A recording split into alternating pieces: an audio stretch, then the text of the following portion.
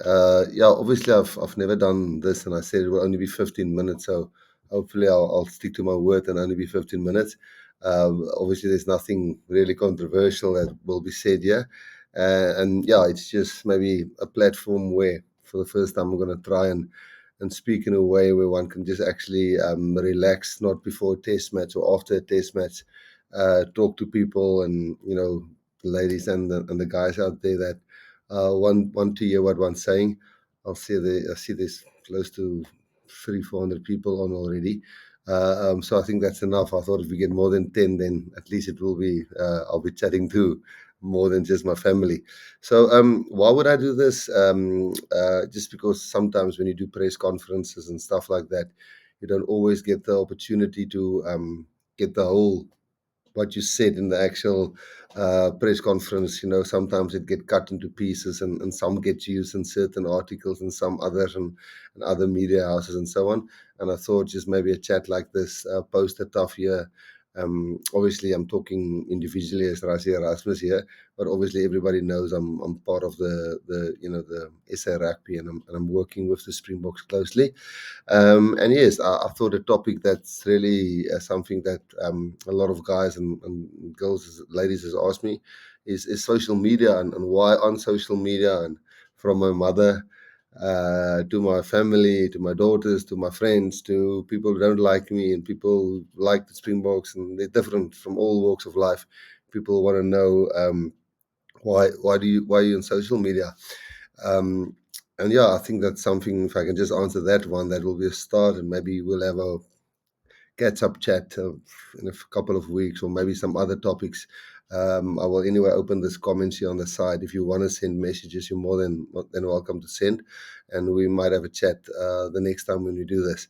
So yeah, nothing controversial. Talking about why would I be, and people and players, in my opinion, be on social media. So I think the first thing, if I can start. When we started out as the Springboks in 2018, when I was part of them, we had a campaign called #Stronger Together, and a lot of people has different connotations to what is #Stronger Together meant, and how did it start? Basically, how did it start? Is we had a workshop, and I know there was a lot of people involved, but we basically said we want something that's tangible and can really be true, and which we can relate to, which was basically which the players and the management came up with some very creative people, is actually that there were three parties involved when eventually people support or back a team, or the Springboks specifically in this instance. And it started with first of all, it's us, the coaches, the players, Jock, the head coach, the captain, the management team, the medical team, those who are part of the Springbok setup, and they do the main thing, which is playing hard and really training hard and delivering on Saturdays. That was the first party in #Stronger Together, and then the second one was the media, which had access to the team and the environment, and where the supporters didn't. So whatever they were exposed to during the week, say a press conference or training session, the first 10, 15 minutes of a training session, and then by that, they would report hopefully accurately to the supporters or not supporters, so people who might be supporting the opposition team. So it's us, and then the media was the second leg. And then the third one was the supporters, or the opposition supporters, the fans, or the people that go and watch rugby, or see it on television. So those were the three legs of #Stronger Together, and we believe that we do the main thing as well as we can. We give access to the media as well as we can, and they hopefully report correctly, so that the fans, who's the third party in #Stronger Together, then can form an opinion on what they see, how the players play, and the coaches hopefully coach during the week. And then the result play a big part, but also the narrative which the media put out there, which hopefully is always the truth and the correct way of reporting from what they have seen during the week. And then obviously the match get played, and then people support you or they don't support you on those three things. I don't think there's anything else that can influence that. So then on a Sunday and on a Saturday evening, there will be a lot of reporting, and the players will be trying for the next game again, and then the whole cycle starts again. So I was always totally against social media. I'm against media at all. I was at one stage very naive. I believed that media was the enemy, and that why should there be media? And that was when I was just a young coach coming into the game. And but then I made that connection that, if you don't give media access, how would the supporter know what happened during the week? And if you have a bad media person who don't correctly report, the fan does get a connectivity to the team, or a understanding or perception about the team, and he can only then judge them on their performance on Saturday, which is actually the most important.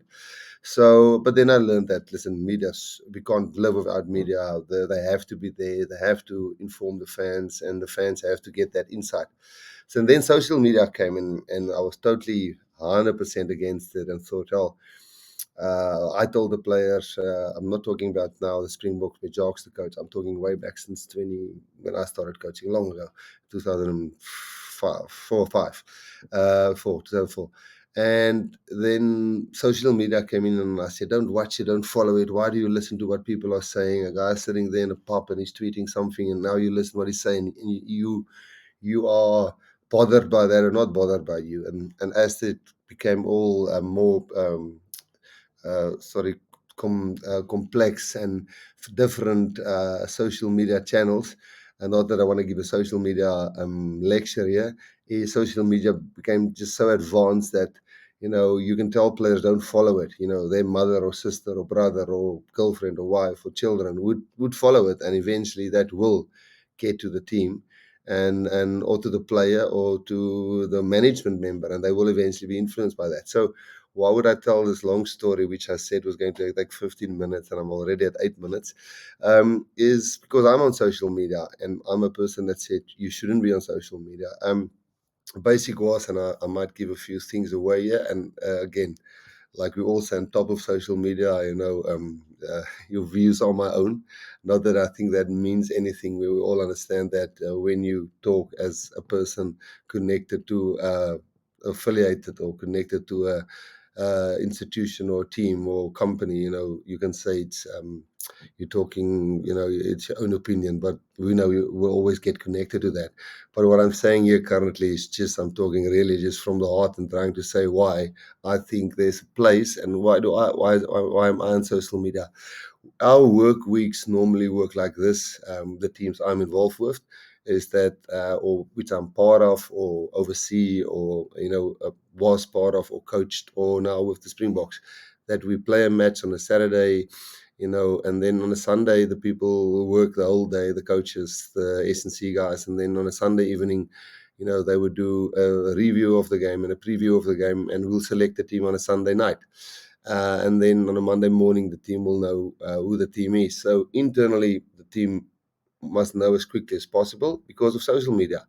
Because the team, and it's purely to protect the players, to get focused and aligned for the test match that happens the next Saturday. Because from Monday morning, every single one of the three parties in hashtag Stronger Together, the media starts who's in the team, who's going to play, and it's always. And when you put the team out there, all the speculation is gone, and the player can focus on the test match, which is or the match, or the provincial match, or franchise match. It doesn't matter. So that Sunday you do the review and the preview, and the team gets selected. And Sunday nights, even sometimes, the players get told that they are in the team, so that they can go through their clips or the footage which we put on certain platforms for them to start preparing for the next test match. Why would we do that on a Sunday night already? Is because players don't have weekends. They Saturday and Sundays they play matches or travel or do analysis, where we give them their weekends, if we can call it that way, a Wednesday afternoon and a Thursday. That's a day off for players, obviously not for coaches. I'll tell you now why is that. So we'll train a Monday, the team gets announced internally. Tuesday we train, and Wednesday morning we train. But then a Wednesday afternoon and a Thursday, the guys are off, the players, to have a weekend, so they can actually relax, get themselves ready for the test match. And Friday they have captain's practice, and then Saturday they will play the test match. So basically, the big thing about that is obviously injuries. If you get an injury on a Wednesday, you've got 3 days to to get ready before that test match and to make a change in the team. That's why we train Monday, Tuesday, Wednesday mornings, and give them Wednesday afternoon, Thursdays off. And then also, why do we announce teams on Tuesday? Again, it's all to protect the players so that the whole social media buzz on why, when, who gets selected, who don't get selected, all those kind of things. So why am I giving social media the topic and I'm telling you what does a week program look like? So we've got probably with a team exposure to a team 24 hours during a week, and that might sound like not much, but 1,400 or 1,300 or something minutes, which we actually do we call it the main thing. And I know everybody all over the world now know when we talk about the main thing, that's rugby related stuff. That's not when you're on a physio bed or when you're traveling in a bus or, when you do rehabilitation for injury or something like that. This is or function or that is actually just when you do rugby specific things. So our exposure to players and talking to them during a week is maximum during a week, 1,400, 1,378, I think is the minutes, which our program allows. So we've seen sometimes, as I said, our program on Monday, Tuesday, Wednesday morning. I've seen sometimes a player leaving on a Wednesday morning 12 o'clock from a brilliant Wednesday morning training and seeing him the Thursday evening or the Friday morning, and the player is totally a different person. Either too much confidence or no confidence, or something is really bothering him. And in the beginning, I was totally against the stay off social media and don't follow it and all of those kind of things. But then eventually you get to understand that this is here to stay. And social media eventually takes everything and combine it into one platform where it might be something in a Sunday newspaper, or it might be a newspaper article and a daily newspaper or website or online edition, but eventually it ends up on social media.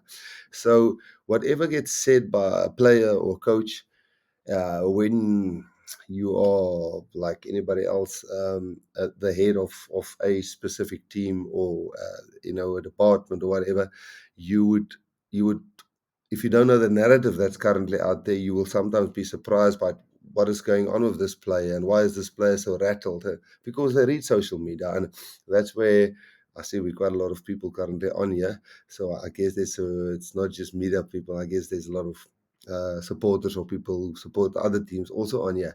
But your opinion actually count.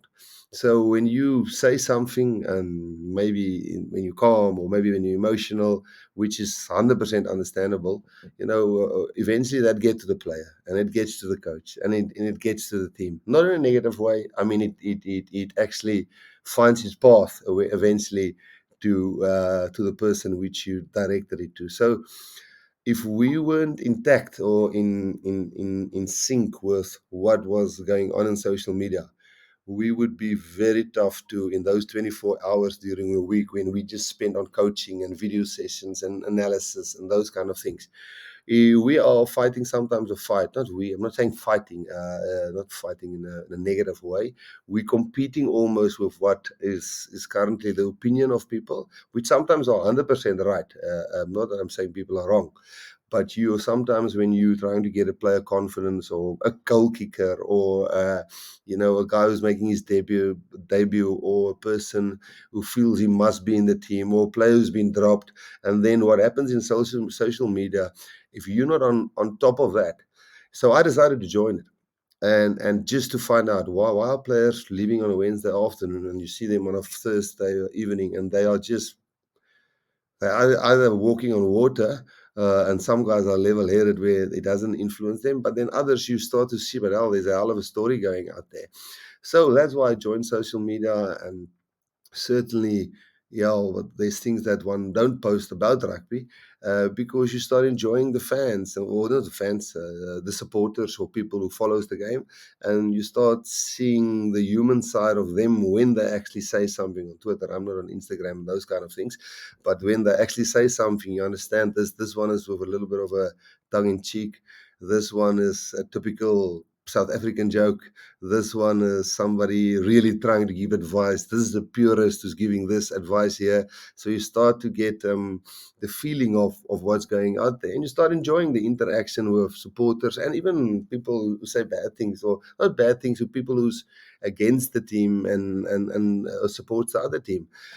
So you feel much closer to the supporters, and I guess that hashtag Stronger Together, social media just gave that another leg to run with, and yes, that's something. Sometimes you post personal stuff, and sometimes you connect to people on a personal level, and sometimes upset people and say, there's a certain way things should be done, and they've got that in their heads, and that might upset them. Other people associate with that, and I guess that's the way life works. Sometimes people associate or agree or align with the way you do things, and sometimes not. I'm not qualified in psychology or any of those things to know how exactly it works. I just know that if we are not on top of that and understand that we will struggle to coach a team and to get them ready. Of course, it's not just newspapers we are trying to understand. And then I feel if you don't connect on a level with a normal person in the street, which the players are. They are normal people on the street, and which coaches and management they're normal people on the street. We all have mistakes, and we all have strengths, and all have weaknesses, and we all, we just like they are. Not that I have to explain myself, or everybody in the team. I think sometimes when you can realize that player is just a rugby player, and yeah, he's he's just like all of us, sometimes making mistakes, and sometimes they're doing things right. So for me to close off, because it's 18 minutes, I said 20 minutes. I'm not sure if that did mean to see there's quite a lot of people on here. And thanks for joining. Definitely, I see a few comments in here, and we can chat next time about that. I promise only 15 minutes. I think if we understand that, listen, when we talk on social media, the opinions are honest. Sometimes it's upset. Sometimes it's just to explain something. Sometimes it's just to understand what you guys are saying. And sometimes it's just to show we're all human. Yeah. So one thing I also learned is that if people don't understand the human side of you, when I say that is, I've got a very strong Afrikaans accent. I've seen that in when I was coaching at Munster in Ireland. It takes a while to get used to my accent. I've been in disciplinaries or things like that. When I speak with Afrikaans accent, English people see it as a very strong and a challenging accent, which sometimes social media shows people that you're normal, and sometimes a platform like this show that, listen, this is how I talk. I don't talk with specifically high English, or my vocabulary is maybe not as wide as people whose first language is English. So, yeah, I think that's the main thing. The topic was probably social media. Not that I'm an expert. I'm going to finish off with that, as saying there's reasons why we do things, and then yeah, I hope I explained most of that. And yeah, maybe we'll do this again.